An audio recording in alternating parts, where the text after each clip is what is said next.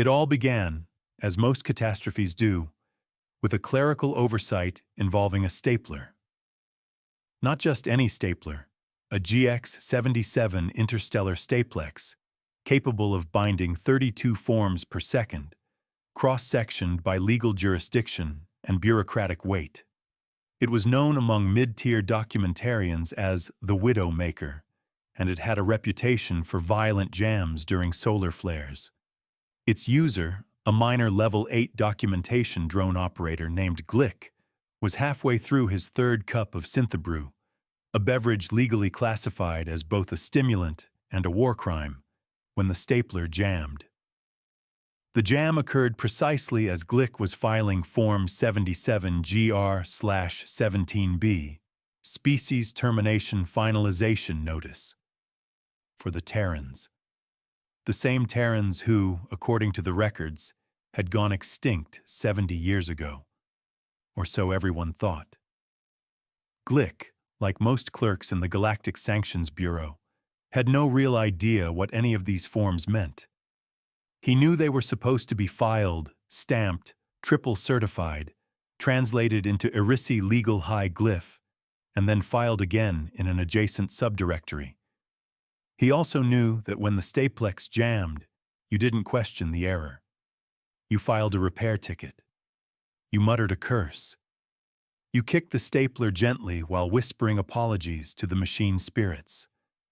Then you requeued the form, and Glik did. But rather than requeue the termination finalization, he accidentally triggered an auto-revision protocol, which flagged the original extinction notice as incomplete, which automatically pinged the reinstatement subcommittee, which meant, by law, someone now had to verify the extinction. And that, dear listener, is how Glik the drone operator became the first entity in 70 years to legally admit that humanity might still be around. 2 floors down, in subsection K-12 of the Civilized Species Compliance Wing, the reinstatement subcommittee met in a conference room designed by someone who had clearly never met a vertebrate. The chairs were triangular, the lights strobed every 4 seconds, and the coffee dispenser required a blood sample. "I'm sorry," wheezed Under Superintendent Blarn, a gaseous entity held together by formal logic and wishful thinking. "But are you saying the Terran extinction was botched?" "Not botched," Glik muttered, attempting to fold himself into the chair, which kept hissing at him. "Just procedurally unresolved." "Then resolve it," snapped Minister Rieg, a crustaceous legalist who had won the Galactic Bar exam by outliving all the other candidates. "Send a confirmation team." "But confirmation teams require a known location," Glik pointed out. There was a pause.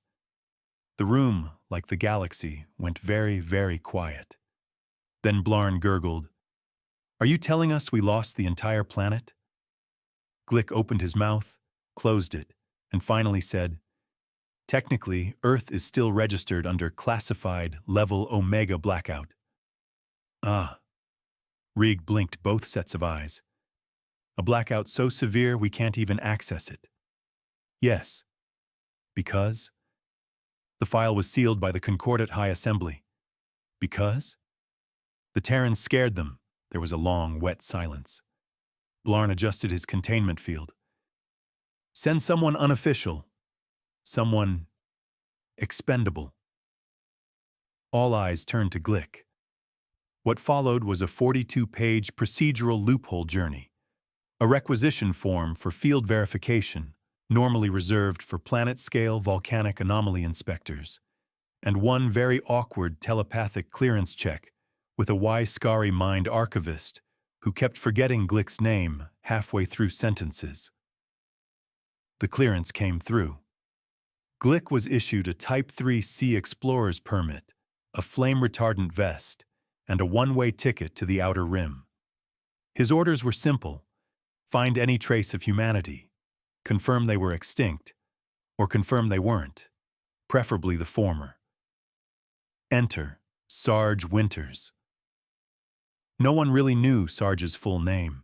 His military records were half redacted, the other half scribbled in penmanship that suggested the author had been either drunk or under heavy orbital bombardment. He currently lived on a backwater mining colony called Gorlax 12, where he posed as the local food systems technician. In truth, he made stew.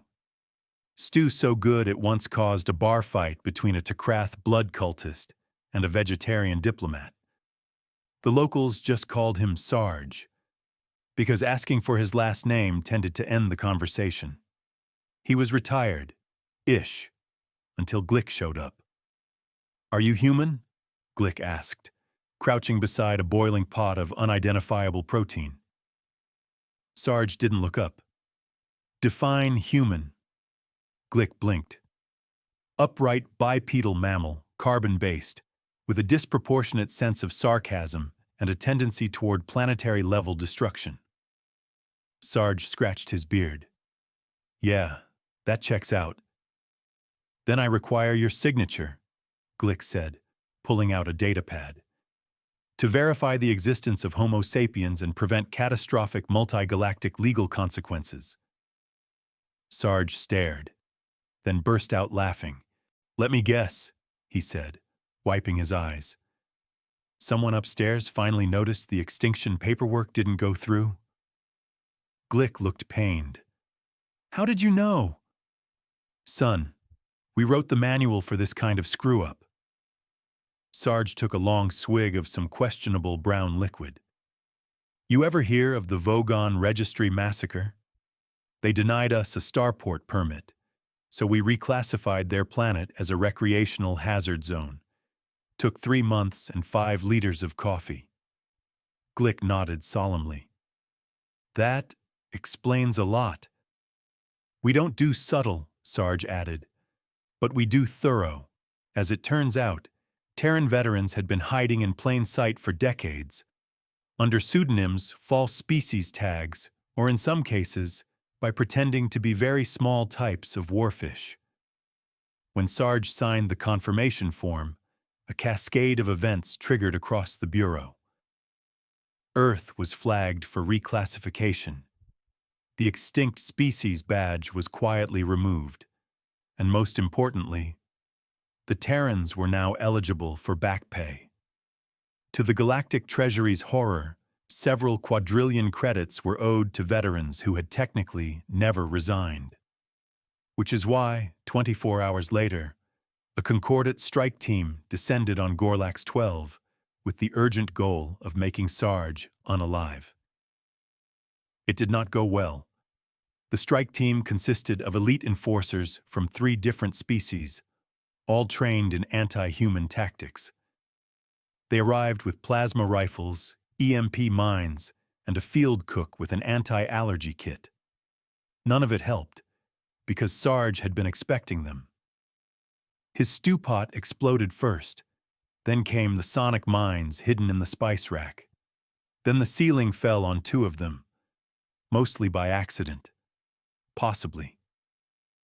When the smoke cleared, Sarge stood alone, holding a ladle like it was a holy relic. "Let that be a lesson," he said, stepping over a groaning insectoid. "Don't mess with a man who's run a kitchen during wartime." Glik, watching from a safe distance, updated his datapad with a single line. "Status confirmed, human, possibly divine, definitely lethal." News spread fast. The reinstatement subcommittee found themselves besieged by inquiries. Some demanded explanations, others demanded recipes. A few asked if Sarge would consider a diplomatic post. Glik was promoted to Director of Terran Reintegration Liaison, a post that had never existed before, and by the end of his first week was already on fire. Literally.